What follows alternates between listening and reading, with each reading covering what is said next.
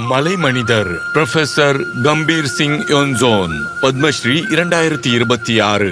86 வயதிலும் இளமையாக இருக்கும் இவர் கல்வியாளரும் உலக புகழ் பெற்ற அறிஞரும் ஆவார். மலைப்பகுதிகளிலிருந்து பல சாதனைகளை முதன்முறையாக நிகழ்த்தியவர். நான் கலிம்போங்ல இருக்கிற சிஞ்சேங்கிற சின்ன கிராமத்துல பிறந்தேன். அப்பெல்லாம் மாடர்ன் டிரான்ஸ்போர்ட்டோ இல்ல கம்யூனிகேஷனோ இருக்கல. ஆனா அது எனக்கான மறைமுக ஆசீர்வாதம் மாதிரி இருந்துச்சு. நாங்க இயற்கையோட முழுமையா வாழ்ந்தோம். தங்கள் குழந்தைகள் நவீன கல்வியையும் உயர்கல்வி பட்டங்களையும் பெற வேண்டும் என்பதே அவரது பெற்றோரின் கனவாக இருந்தது. பாட்டனில எம்எஸ்சி படிக்கணுங்கிறதுக்காக நான் வீட்டை விட்டு நார்த் பெங்கால் யூனிவர்சிட்டிக்கு போனேன். சில நாட்களுக்கு பிறகு அதே சப்ஜெக்ட்ல PhD பண்ண கல்கத்தா யூனிவர்சிட்டிக்கும் போனேன். 1962-64 காலகட்டத்தில் டார்ஜிலிங் அரசு கல்லூரியில் உயிரியல் அறிவியல் துறைக்கான MSc மற்றும் PhD பாடத்திட்டங்களை உருவாக்க உதவினார். இது அந்த பகுதி மாணவர்களுக்கு உயர்கல்வி பெறும் புதிய வாய்ப்புகளை உருவாக்கியது. அமெரிக்கா போன போது நம்ம எஜுகேஷன் சிஸ்டம்ல என்ன மாற்றம் பண்ணணும்ங்கறத நான் தெளிவா புரிஞ்சுக்கிட்டேன். நம்ம மக்கள் வாழற இடத்துக்கும் வாழ்க்கைக்கும் பொருந்துற மாதிரி கல்வி இருக்கணும்னு நான் ஆசைப்பட்டேன்.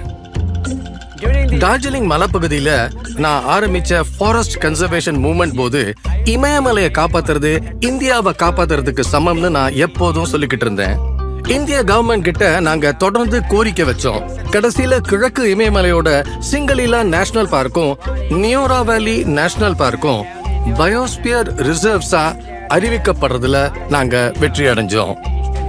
1985 ஆண்டு காலிம்போங்கின் சாங்கேபாங்கில் கிராமத்தின் முதல் தொடக்கப்பள்ளி உருவாக அவரது தந்தை தனது நிலத்தை தானமாக அளித்தார். 2014 ஆண்டு அது மேல்நிலை பள்ளியாக உயர்ந்தது. அதற்கு அவரது தாயாரின் பெயர் சந்திரமாயா சூடப்பட்டது.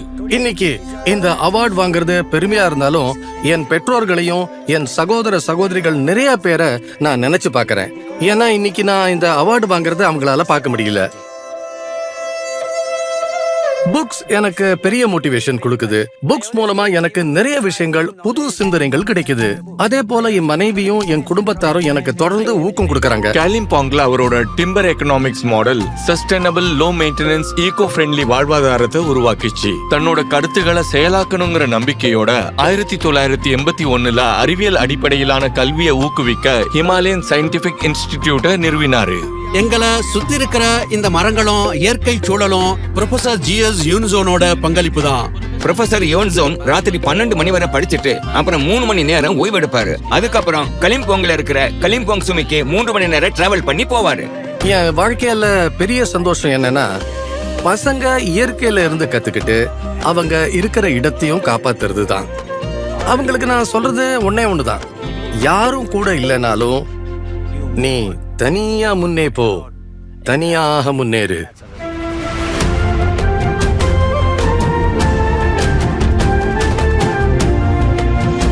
புரொஃபசர் கம்பீர் சிங் யோன்சோன், பத்மஸ்ரீ 2026. கோடி கோடி நமஸ்கார்.